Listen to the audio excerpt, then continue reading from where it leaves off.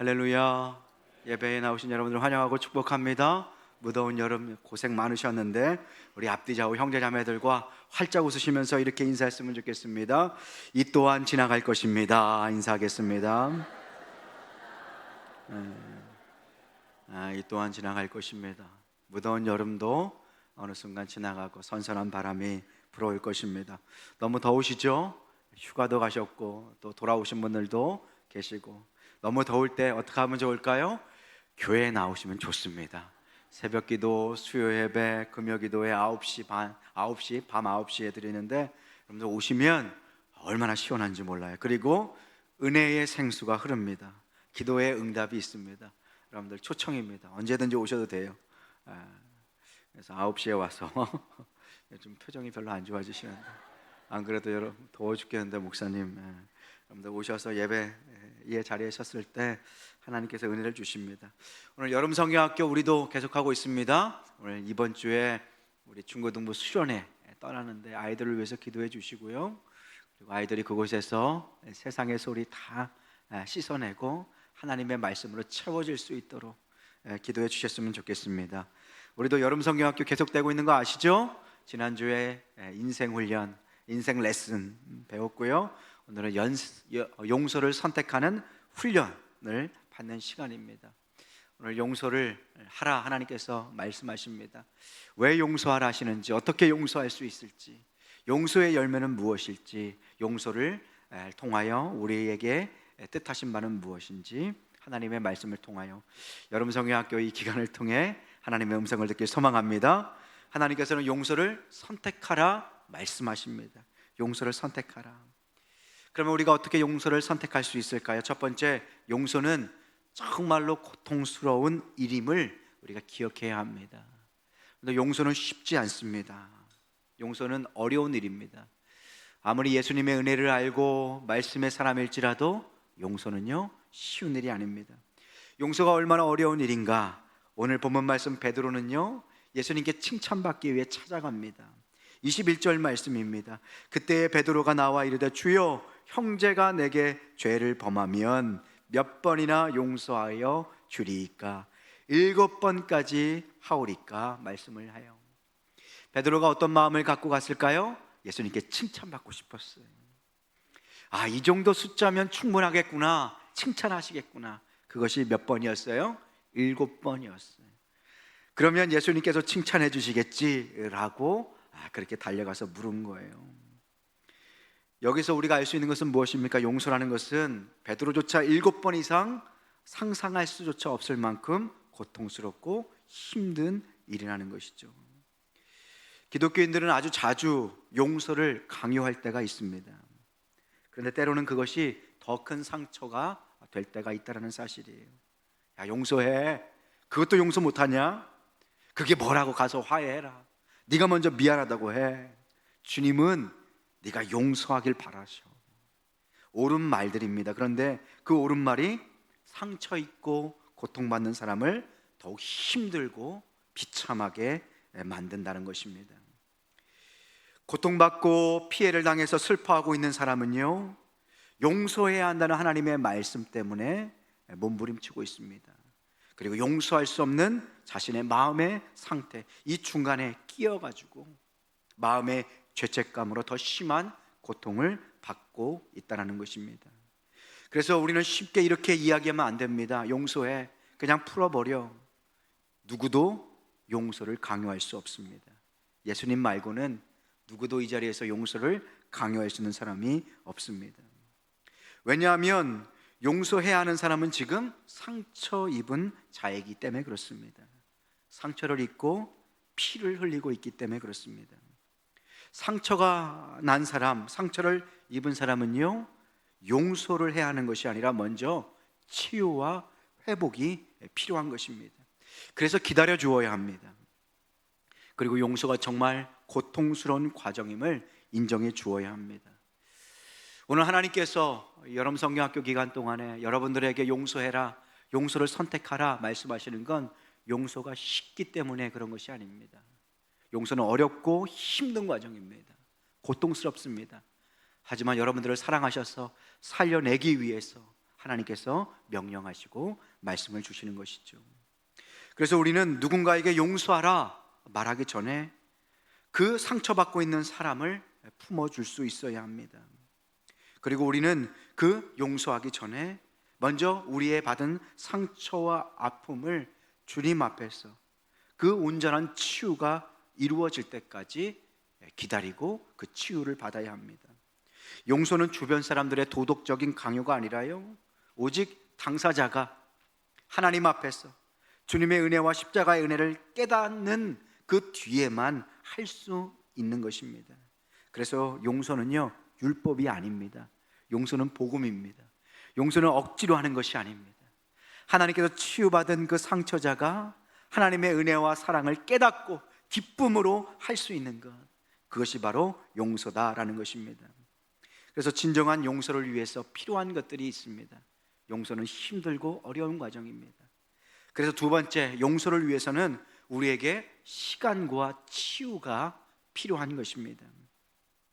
마태복음 18장 22절 말씀, 예수님께서 이르시되 내게 이르노니 베드로의 7번이면 충분하겠습니까? 라는 말을 듣고 예수님께서 이렇게 말씀하세요. 7번뿐만 아니라 7번을 몇 번까지요? 70번까지라도 해야 한다. 여기서 우리는 무엇을 알 수 있습니까? 용서는 단 한 번으로 되는 것이 아니다. 용서를 위해서는 시간과 치유가 필요하다는 것입니다. 용서는 한 번에 이루어지는 것이 아니라 7번씩 70번을 지나야 하는 긴 회복과 치유의 과정이라는 것입니다. 용서는 한순간의 감정의 상태가 아니라 오랜 시간을 거쳐야 7번씩 70번, 490번의 과정을 거쳐야 하는 회복과 치유의 과정이라는 것이에요. 심리학자 앤 라이트라는 사람이 있습니다. 용서 치유라는 책을 썼습니다. 거기에서 그는 용서는 선택이다 라는 글귀를 남깁니다. 용서에도 단계가 있대요. 그래서 용서를 선택해야 되는데 용서의 첫 번째 단계가 뭐냐면요, 자신 안에 있는 분노하고 부정적인 감정들과 대면해야 한다는 거예요. 그러니까 용서는 시간과 치유가 필요하다고 말씀드렸죠. 그 첫 번째 과정이 엔라이트는 뭐라 그래요? 내 안에 있는 그 분노와 부정적인 감정을 인정해야 한다는 것이에요. 용서는요, 내 안에 있는 상처가 없는 것처럼 자기를 속이는 게 아닙니다. 그리고 지금도 발생하고 있는 그 죄악과 핍박들에 대해서 모른 척하고 없는 척 덮어두는 것이 아니에요. 그래서 미국의 법철학자 제프리 머피는 이렇게 이야기합니다. 내가 피해를 당하고 고통을 당했을 때 가해자에게 분노하는 것은 정당한 감정이다. 왜냐하면 하나님께서 우리에게 어떤 마음을 주셨어요? 공의의 마음을 주셨어요. 누군가를 핍박하거나 누군가를 빼앗거나 누군가를 힘들게 하는 것을 보면 우리 마음 가운데 거룩한 분노가 나오게 되는 것이죠. 이것은 하나님이 주시는 마음입니다. 그래서 용서라는 것은 치유와 회복의 과정이기 때문에, 그것이 필요하기 때문에 먼저 우리 안에 깊은 원한과 마음의 상처가 있음을 주님 앞에 먼저 고백할 수 있어야 한다는 것입니다. 여러분들, 누군가 우리를 핍박하거나 힘들게 하거나 그러면 마음 가운데 어떤 마음이 와요? 분노의 마음이 있죠. 이것을 속이지 말라라는 것이에요. 에베소서 4장 26절 말씀입니다. 분을 내어도 죄를 짓지 말라. 분을 내도 된다는 거예요? 아니면 분을 내지 말라는 말씀입니까? 헷갈린가요? 분을 내도 된다라는 말씀이에요. 분을 내어도 된다. 그러나 그 분이 악독이 되어서 너의 마음과 영혼을 사로잡고 죄를 짓도록 하면 안 된다. 그러니까 너의 마음 가운데 나오는 그 분노는 인정할 수 있다라는 것입니다. 여러분들, 폭력을 경험한, 그리고 학대를 경험한 그 피해자가 자신의 감정을 주님 앞에 충분히 쏟아놓아야 합니다. 용서를 위해서는요, 다윗처럼 주님 앞에 나아가서 자신의 마음 깊은 곳에 있는 분노와 그 슬픔과 그 고통을 쏟아낼 수 있어야 한다는 것이에요. 다윗의 시를 보면요, 거기에 슬픔이 있습니다. 분노가 있어요. 자기를 힘들게 했던 사람들, 그리고 고통스럽게 했던 사람들에 대한 분노와 화가 막 있어요. 그 다음에 그들을 향한 용서가 있어요. 그리고 갑자기 또 화를 막 내요. 그러다가 갑자기 하나님을 찬양해요. 마치 미친 사람 같아요. 여러분들 어떤 마음이냐? 자신의 감정을 솔직하게 토로하는 거예요. 하나님 앞에 있는 그들의 모습을 가지고 가는 것입니다. 여러분들 용서는요, 치료의 과정입니다. 그리고 쉽게 이루어지지 않습니다. 성급한 용서는 때로는 문제가 되기도 합니다. 여러분들 영화 밀양을 보셨을 것입니다. 여기에 그 밀양의 시내라는 여자가 나옵니다. 가정에 아픔이 있어서 자기의 어린 아들을 데리고 밀양으로 갑니다. 거기서 피아노 학원을 운영합니다. 그런데 그 아들이 납치를 당해서 살해를 당합니다. 너무 고통스럽고 힘들어서 하나밖에 없는 그 아들, 납치를 당하고 죽음을 당해서 고통 가운데 교회의 예배에 참석합니다. 그리고 말씀을 듣습니다. 변화가 나타납니다. 그리고 자기에게 자기 자식을 죽인 그 가해자를 용서하겠다 결심합니다. 그런데 갑자기 그 은혜를 받았다고 해서 가해자를 찾아가겠다고 이 시내라는 주인공이, 전도연이 그 역할을 했죠. 그 가해자를 찾아가겠다고 그 교도소로 향합니다. 성도들이 말립니다. 아직 아니다, 때가 아니다. 그런데 스스로 가겠다고, 용서를 완결짓겠다고 그렇게 갑니다. 그런데 거기서 그 시내라는 여인은 더 큰 상처를 경험하게 되죠. 무엇입니까? 자기가 아직 온전히 치유받지도 않았는데 어떻게 하면 성급한 용서를 하게 된 것이죠. 자신의 원한과 상처를 숨기고 치유받지 못하고 하나님 앞에 온전히 드러내고 그리고 위로받고 치유받지 못한 상태에서 성급하고 미성숙한 해로운 용서를 한 것입니다. 여러분들, 건강한 용서는요, 하나님 앞에서 우리의 자아가 먼저 치유가 되어야 합니다. 하나님 앞에서 나의 아픔과 슬픔이 치유를 받아야 합니다. 다윗처럼 마음의 모든 것들을 하나님 앞에 쏟아놓고 그 마음의 상처를 직면할 수 있어야 한다는 것입니다. 그래서 용서의 과정은 긴 애도의 과정입니다. 마태복음 18장 22절 오늘 본문 말씀이죠. 7번씩 70번까지라도 해야 한다. 490번을 용서해야 한다. 이 힘들고 어려운 과정 내가 함께 할 것이다. 나를 붙들고 나를 의지하고 나에게 쏟아놓고 나에게 치유를 받고 그리고 용서의 걸음을 걸어가야 된다. 내가 그 모든 횟수 동안에 490번의 모든 힘든 용서의 기간 동안에 내가 너와 함께 할 것이다. 하나님의 약속이라는 것입니다. 그래서 풀러 신학대학원 상담학 교수인 옥스버거는 이렇게 이야기합니다. 용서는 길고 긴 어떤 과정이래요? 애도의 과정, 슬픔의 과정이에요. 이 애도는 하나님께서 우리에게 주신 공의로운 분노와 함께 그리고 예수님의 십자가의 사랑이 함께 만나는 장소가 애도입니다. 그래서 용서는 길고 긴 과정이에요. 무엇보다 용서는 애도하는 과정입니다.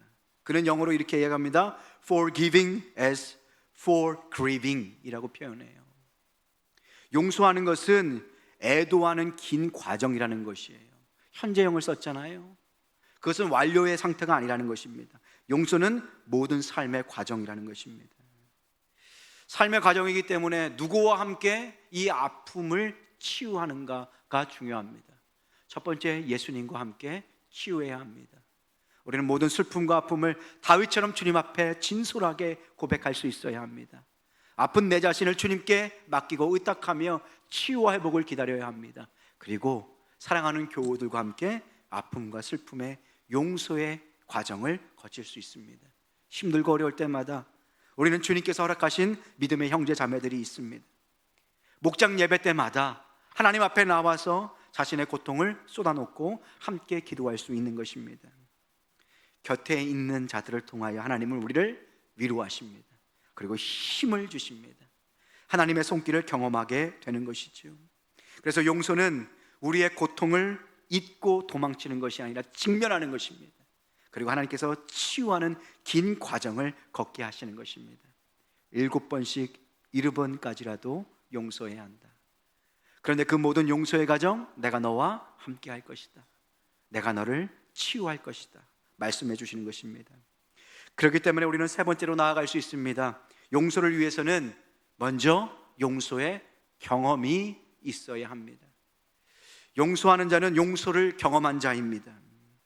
여러분들 먼저 용서하려고만 하지 말고 하나님 앞에 용서받는 은혜를 경험하셔야 합니다. 복음을 경험해야 복음을 누릴 수 있고 복음을 전할 수 있는 것입니다. 복음의 은혜를 체험해야 용서의 능력도 나타날 수 있는 것입니다. 오늘 본문 말씀 마태복음 18장 23절 27절 우리 한번 그 배경을 한번 읽어봤으면 좋겠습니다. 용서받은 그 종이 나옵니다.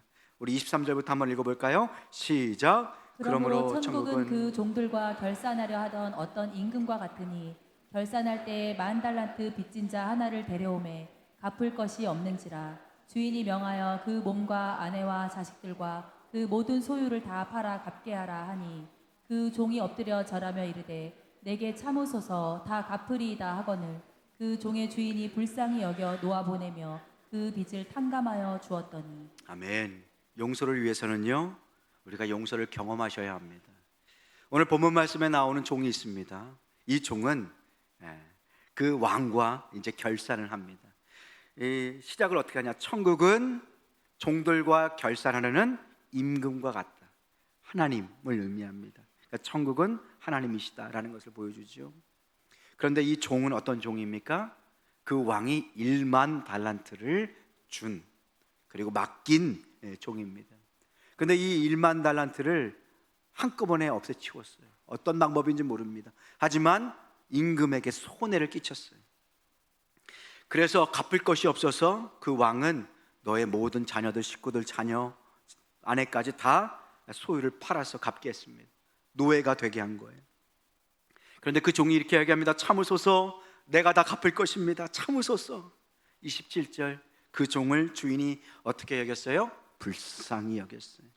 그리고 그 빚을 다 어떻게 했어요? 탕감했다. 갚은 걸로 여겼다라는 거예요. 그런데 사실 임금에게는 10,000달란트의 손해가 아직도 남아있죠. 탕감해줬다는 것은 이 손해를 누가 감당하겠다는 거예요? 임금이 감당하겠다는 것입니다. 여러분들, 우리 모두는 이렇게 10,000달란트를 탕감받은, 용서받은 하나님의 자녀인 줄로 믿습니다. 이 10,000달란트 금액이 얼마나 큰가? 한 달란트는요 그 당시에 쓸 수 있는 그 돈의 가치로는 최고의 액수고요. 그리고 이 1달란트는 한 사람이 평생 20년 동안 번 모든 액수를 말합니다. 그러니까 보통 임금으로 따지면, 근로소득으로 따지면 20년 동안 아끼고 써서 벌 수 있는 것이 몇 달란트예요? 1달란트예요. 그런데 이 종이 몇 달란트를 그 왕에게 손해를 끼쳤어요? 10,000달란트. 그러면 이 종이 참으소서 다 갚겠습니다 라고 하면 몇 년 뒤에 갚을 수 있어요? 20만 년 뒤에 갚을 수 있는 거예요. 갚겠다라는 거예요? 못 갚는 거예요? 못 갚는 거예요. 갚을 수 없는 금액이에요. 여러분들, 이 말씀을 통해서 우리는 무엇을 알 수 있습니까? 하나님께서 우리가 갚을 수 없는, 우리가 치를 수 없는 이 죄값을 대신 지시기 위해서 예수님께서 이 땅에 오셨고 우리의 이 죄악을 대신 담당하셨다라는 것입니다. 이사야서 53장 5절과 6절 말씀입니다. 그가 찔림은 우리의 허물 때문이요 그가 상함은 우리의 죄악 때문이라. 그가 징계를 받음으로 우리는 평화를 누리고 그가 채찍에 맞음으로 우리는 나음을 받았도다. 우리는 다 양 같아서 그릇 행하여 각기 제 길로 갔거늘 여호와께서는 우리 모두의 죄악을 누구에게? 예수님에게 담당시키셨도다. 여러분들, 우리가 얼마나 큰 은혜를 받은 자인 자를 기억하는 것, 바로 용서의 경험이 우리에게 필요하다. 은혜의 경험이 필요하다는 것입니다. 우리가 용서할 수 있는 근거는 바로 하나님께서 우리를 용서하신 그 은혜, 그 십자가가 우리의 용서의 근거가 되고 힘이 되는 것입니다. 우리가 왜 용서해야 합니까? 그냥 착한 사람이 되기 위해서 그렇습니까? 아닙니다. 하나님께서 우리를 먼저 용서하시고 사랑하셨기 때문입니다. 용서의 경험이 있기 때문에, 용서받은 경험이 있기 때문에 우리도 용서할 수 있는 자가 되는 것입니다. 여러분들, 우리의 죄, 우리 스스로는 감당할 수 없습니다. 우리 스스로는 치를 수 없는, 그래서 10,000달란트라는 큰 액수로 표현한 것입니다. 그런데 그 죄를 친히 예수님께서 이 땅에 오셔서 당신의 피의 값을 치르심으로, 그 손해를 대신 치르심으로 우리를 죄에서 구원하시고 하나님의 자녀로 삼아주신 줄로 믿습니다. 그 구원의 큰 은혜를 경험한 자만이 진실로 누군가를 용서할 수 있게 되는 것입니다. 에베소서 4장 32절 말씀입니다. 그래서 예수님께서 우리에게 이렇게 명령하십니다. 함께 읽겠습니다. 시작. 서로 친절하게 하며 불쌍히 여기며 서로 용서하기를 하나님이 그리스도 안에서 너희를 용서하심과 같이 하라. 서로 친절하게 하며 어떻게 여기래요? 불쌍히 여기래요. 상대방을 나처럼 불쌍하고 용서받아야 되는 존재로 여기는 거예요. 그리고 서로 용서하기를, 예수님께서 나를 그리고 너희를 용서하신 같이 서로를 용서하라는 것입니다. 예수님은 십자가에서도 우리를 위해서 기도하셨습니다. 아버지, 저들을 용서하여 주옵소서. 저들이 하는 일을 알지 못함이니이다. 누구를 위한 기도였습니까? 우리를 위한 기도였습니다. 예수님은 죄 가운데 죽을 수밖에 없는 우리를 대신해서 십자가를 지셨습니다. 우리가 누구를 용서할 때마다 우리는 예수님을 따라 십자가의 길을 걸어가는 것입니다. 용서는 어려운 것입니다. 반드시 희생이 필요한 것입니다. 그 희생을 예수님께서 치르셨다는 것입니다. 예수님께서 이 땅에 오신 가장 중요한 이유는 우리를 대신해서 십자가에 죽으시기 위해서 오신 것입니다. 여기서 중요한 단어가 대신이라는 단어입니다. 우리 대신 죽으시고 우리 대신 고통을 받으셨다는 것입니다. 우리의 노력이나 수양이나 도덕으로 이룰 수 없는 것입니다. 우리의 죄를 대신 담당하기 위해서 예수님께서 십자가를 지셨다. 이것이 복음의 능력이라는 것입니다. 그래서 예수님 안에 있는 자에게는 더 이상 뭐가 없을까요? 정죄함이 없습니다. 로마서 8장 1절 말씀 우리 함께 읽어보겠습니다. 시작. 그러므로 이제 그리스도 예수 안에 있는 자에게는 결코 정죄함이 없나니. 아멘. 예수님 안에 있는 자는 예수님께서 당신의 피로 모든 죄를 속하셨기 때문에 결코 무엇이 없습니까? 정죄가 없는 거예요. 죄의 사슬에서 노임을 받은 거예요. 하나님께서 모든 죄를 씻어주시고 용서해 주시고 당신의 자녀를 삼아주셨습니다. 거지의 옷, 거렁뱅이의 옷을 벗기시고 깨끗하게 씻으시고 모든 죄값을 치르시고 당신의 자녀 의의 옷을 우리에게 입혀주신 줄로 믿습니다. 그래서 늘 이 구원의 기쁨, 구원의 감격, 용서받은 은혜가 우리 안에 넘쳐야 합니다. 그럴 때 우리는 누군가를 용서할 수 있게 되는 것이죠. 복음은요, 옳은 소식이 아닙니다. 복음은 구원의 기쁜 소식인 줄로 믿습니다. 복음은 바로 이렇게 살리는 능력이 있는 것이죠.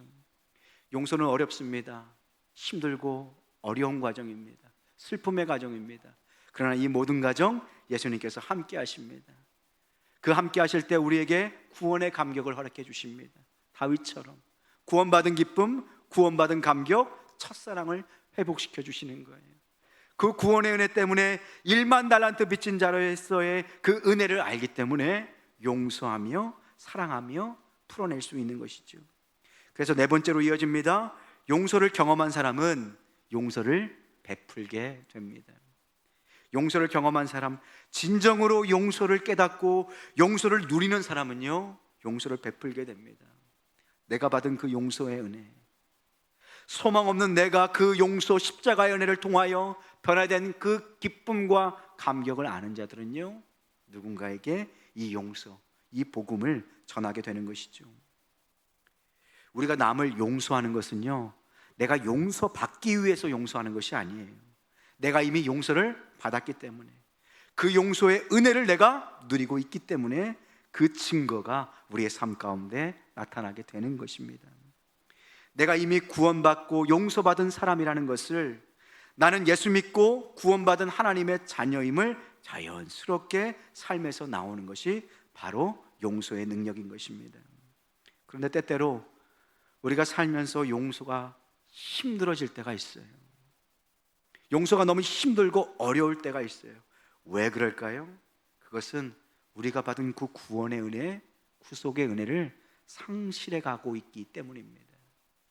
내가 1만 달란트 빚진 자임을, 내가 놀라운 구원의 은혜를 입은 자임을 잃어버릴 때, 상실했을 때 우리 마음 가운데 분노와 원망의 마음, 대속의 은혜를 상실했기 때문에 용서가 힘들어지는 것입니다.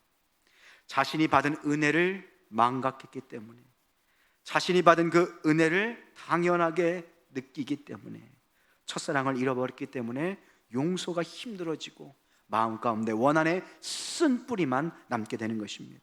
오늘 본문은 그 모습을 보여줍니다. 마태복음 18장 28절 30절 말씀입니다. 1만 달란트 그 탕감받은 그 종이 기쁨으로 나아갑니다. 그러면서 28절로 이어집니다. 그 종이, 탕감받은 종이 나가서 자기에게 얼마를 빚진 동료를 만나요? 100데나리온.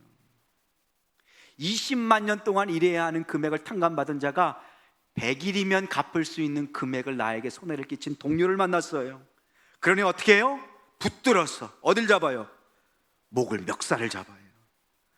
그리고 어떻게 하라고 그래요? 빚을 갚으라 하매 29절 그 동료가 엎드려 간구하여 이르되 나에게 참아주소서 갚으리이다. 누구의 모습과 겹쳐요? 자기의 모습.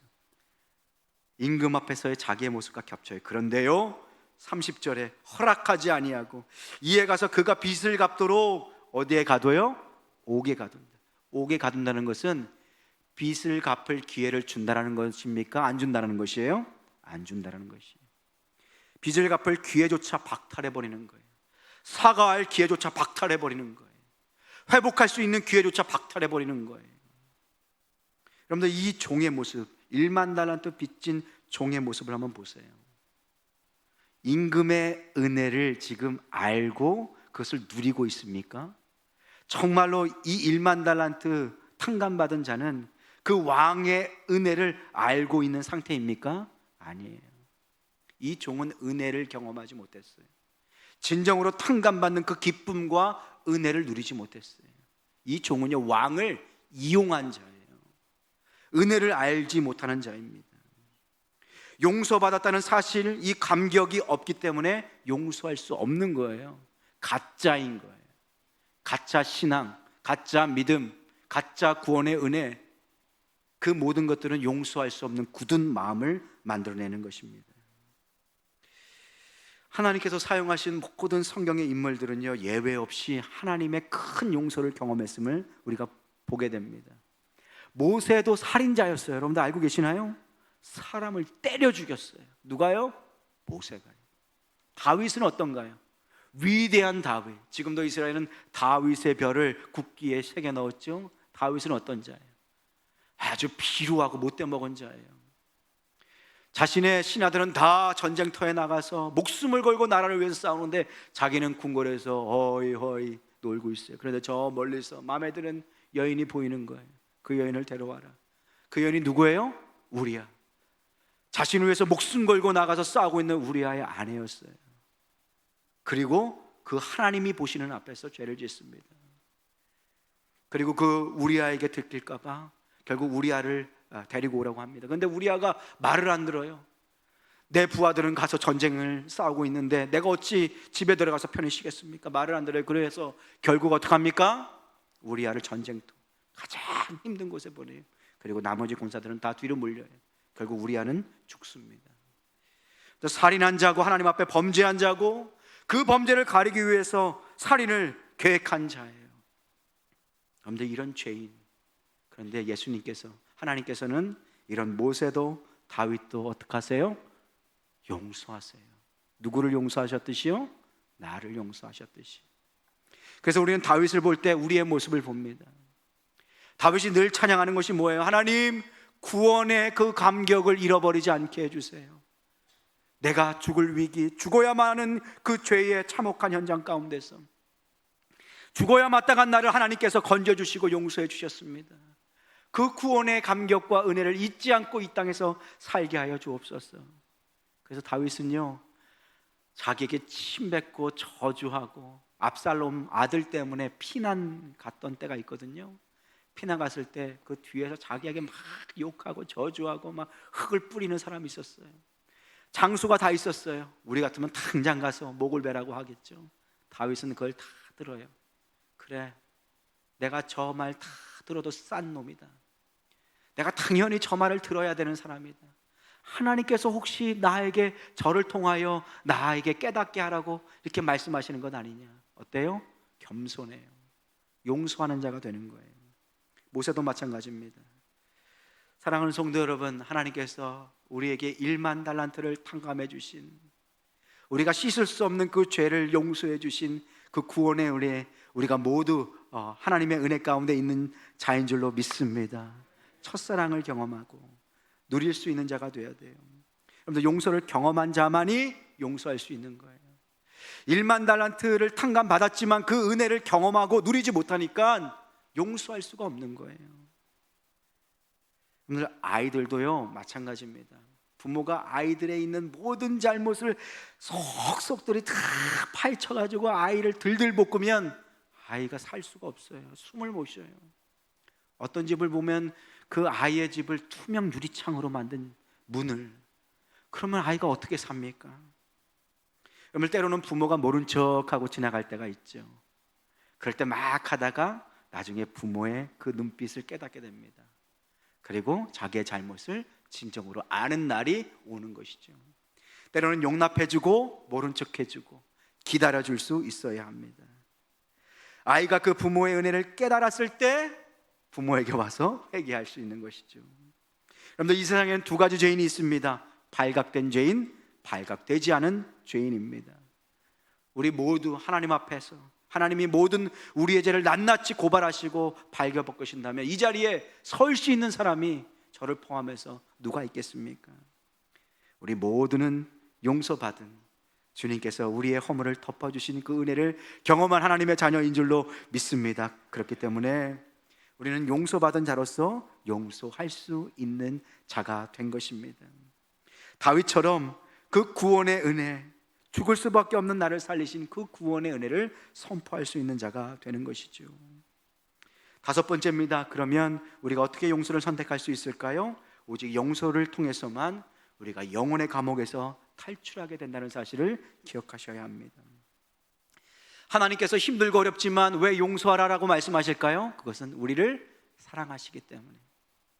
용서해야 우리의 영혼이 호흡하며 우리가 주님과의 그 건강한 관계를 유지할 수 있기 때문에 용서하라. 누구 때문에요? 우리 때문에. 미움과 증오는요 영혼의 감옥입니다. 용서하지 못하는 원한의 쓴뿌리, 이 쓴뿌리는 우리의 영혼을 질식시킵니다. 용서하지 못하잖아요. 그 독을 뽑아내지 못하면 우리 스스로 2차 피해자가 되는 거예요. 우리는 피해자입니다. 상처를 얻습니다. 고통받습니다. 그런데 이 원한과 분노에서 벗어나지 않으면 계속 피해자로 머무는 거예요. 그 안에 계속 머물면서 학대를 받고 있는 것입니다. 그래서 미국의 배우면서 작가 캐리 피셔는 이렇게 이야기합니다. 원한이란 자기가 독을 마시고선 상대가 죽기를 기다리는 것 같다. 원한이라는 것은 자기가 독을 먹고 상대가 죽기를 기다리는 것이래요. 제가 지난 금요기도 때 이런 예화를 들었습니다. 어떤 남자가 뱀에 물렸어요. 여러분들 얼마나 화가 나요. 이 더운 여름날 산에 올라가는데 뱀에 물렸어요. 그래가지고 뱀을 잡아서 죽이려고 찾아갑니다. 막 도망가요. 쫓아가요. 돌 던지고 작대기로 막 때리고 막 짓이겨가지고 막 죽였어요. 막 쫓아가가지고 속이 시원하죠. 병원에 갔어요. 병원에 가서 하는 의사가 하는 말이 뭐예요? 왜 이렇게 늦게 왔어요? 독이 다 퍼졌습니다. 다리를 잘라내야 됩니다. 여러분들, 이것이 우리의 모습 아닙니까? 독화살을 쐈는데 뽑아낼 생각은 안 하고 누가 쐈는지만 찾는 우리의 모습. 용서하지 못한 자는 스스로 감옥에 갇히는 자입니다. 원한이라는 감옥에 갇히는 자입니다.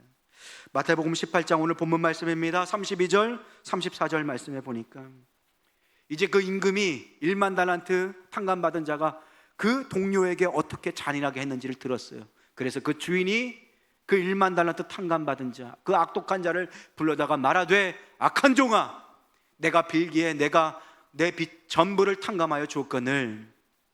33절입니다. 내가 너를 불쌍히 여긴 것 같이, 용서해 준 것 같이 너도 내 동료를 불쌍히 여김이 마땅하지 아니하냐 하고 34절입니다. 그 주인이 노하여 그 빚을 다 갚도록 그를 누구에게 넘겼대요? 옥졸들에게 넘겼대요. 이 옥졸들이라는 사람들은 고문하는 사람들입니다. 그런데 여기서 우리는 무엇을 알 수 있어요? 용서하지 못한 그 원한의 마음, 그 분노, 그 독을 뽑아내지 않으면 우리 스스로를 고문하는 자와 같은 거예요. 스스로 감옥에 갇혀서 스스로를 독을 품고 상대방이 죽기를 기다리는 것과 똑같다는 것입니다. 그래서 용서를 통해서만 우리는 영혼의 감옥을 탈출할 수 있습니다. 그래서 하나님께서는 우리에게 용서를 명령하시는 것입니다. 용서는 최상의 지혜입니다.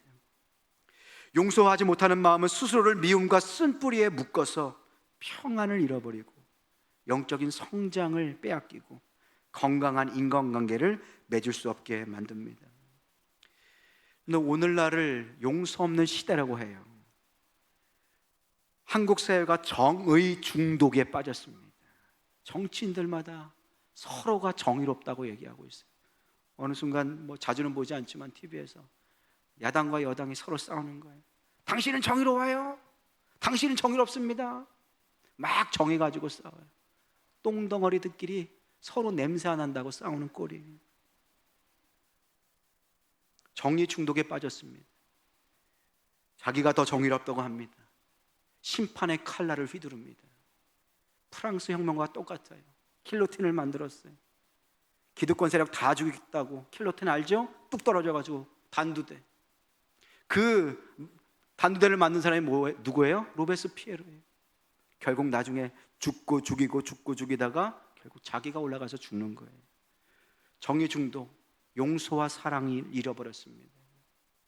자기가 정의로운 세상을 만든다고 끝까지 심판하고 끝까지 죽이는 모습을 보게 됩니다.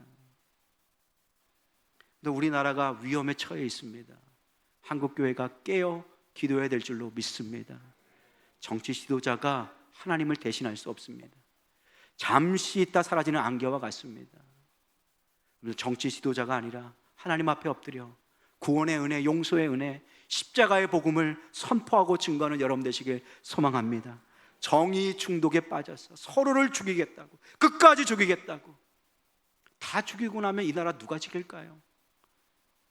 야와 여가 건강하게 세워져야 나라도 근간이 세워지는 것 아닙니까? 사랑하는 성도 여러분, 우리만은 좌우로 그렇게 꺾여지는 것이 아니라 중심으로 예수 그리스도의 십자가의 복음을 증거하고 선언하는 여러분 되시길 소망합니다. 그래서 복음은, 용서는 맡김이에요. 누구에게 맡기는 거예요? 하나님께 맡기는 거예요. 내가 복수하지 않고요, 내가 이 세상에 정의를 세운다고 착각하지 않고요, 이 세상의 주인은 하나님이신 줄로 믿습니다. 용서는 그래서 맡김이에요. 용서는 자유입니다.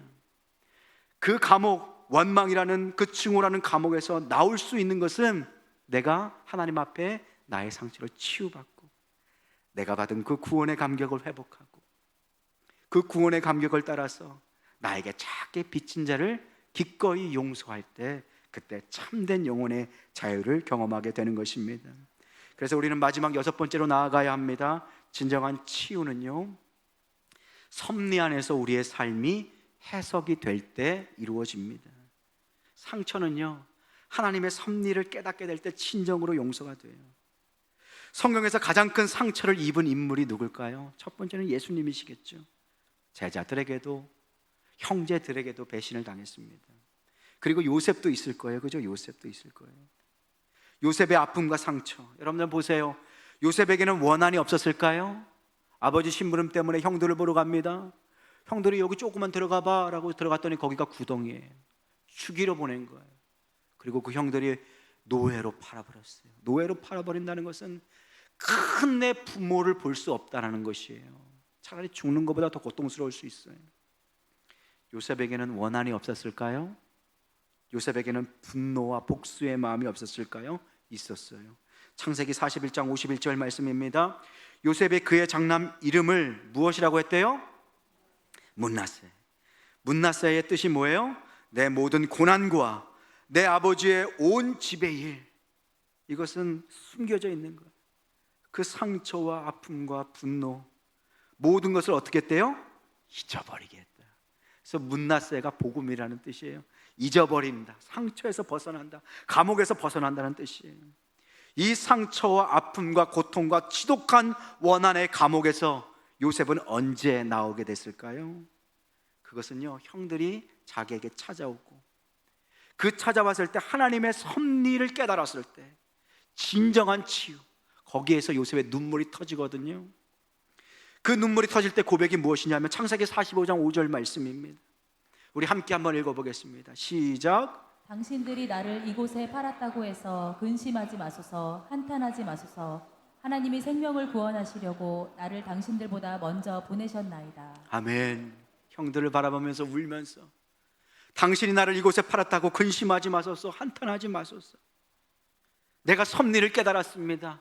지금까지는 몰랐지만 하나님의 섭리가 그 안에 있었습니다.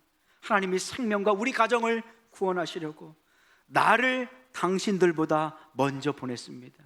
당신들이 판 것이 아니었습니다. 이제 당신들을 원망하지 않겠습니다. 하나님의 섭리였습니다. 하나님께서는 모든 것을 합력하여 선을 이루셨습니다.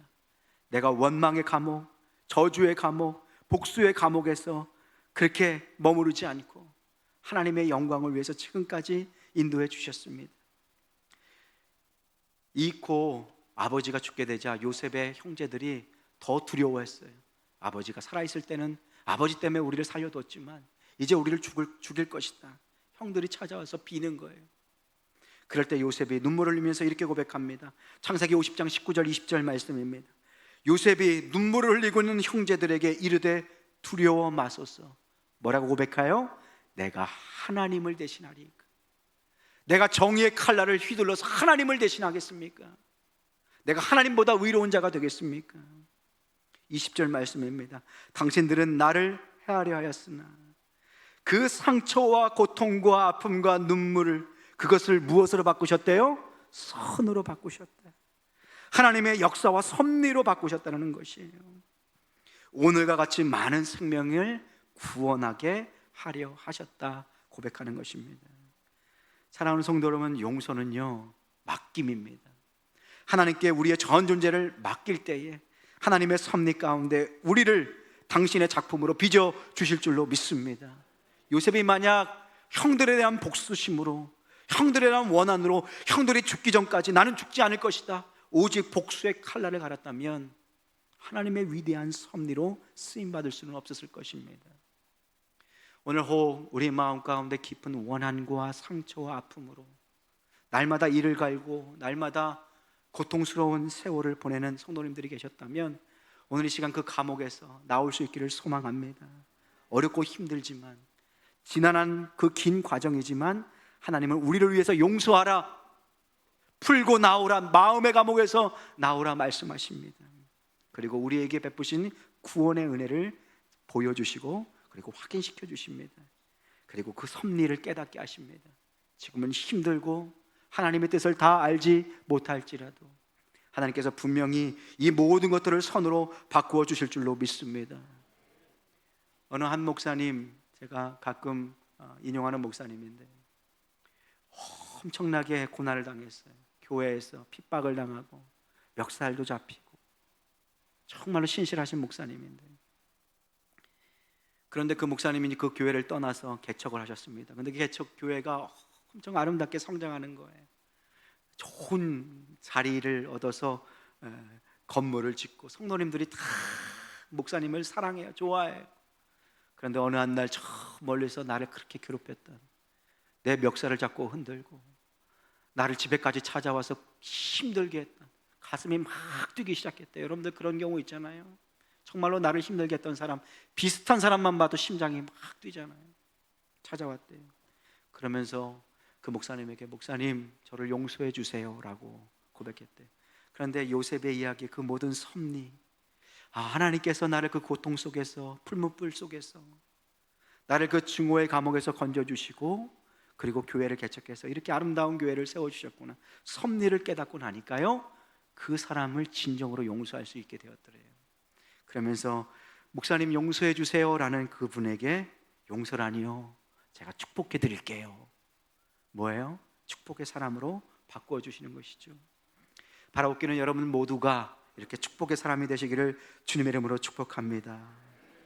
오늘 한 주간 동안 내가 용서하지 못하는 사람은 누구인가? 그리고 아픔과 상처가 있다면 다윗처럼 주님 앞에 오셔서 치유받으셨으면 좋겠습니다. 그리고 혹 아직 용서하지 못한 사람이 있다면 한 주간 기도하십시오. 성령 하나님께서 여러분을 도와주실 것입니다. 7번씩 70번 용서하기 위해서 하나님 앞에 엎드릴 때에 모든 가정 성령 하나님께서 함께하여 주시고 위로하여 주시고 축복할 수 있는 존재로 세워주실 줄로 믿습니다. 말씀을 준비하면서 이 찬송 생각이 났습니다. 짧게 한번 불러봤으면 좋겠는데요. 원하고 바라고 기도합니다. 이 가사에 이런 가사가 있어요. 하나님의 꿈이 나의 비전이 되고, 요셉에게 하나님의 꿈이 비전이 되었어요. 예수님의 성품, 용서의 성품, 사랑의 성품이 나의 인격이 되고, 성령님의 권능, 용서하고 품어주고 축복할 수 있는 권능, 그것이 우리의 것이 되기를 소망합니다. 그런 마음을 가지고 우리 말씀을 기억하며 함께 찬송하시겠습니다. 이 세상을 살아가는 동안에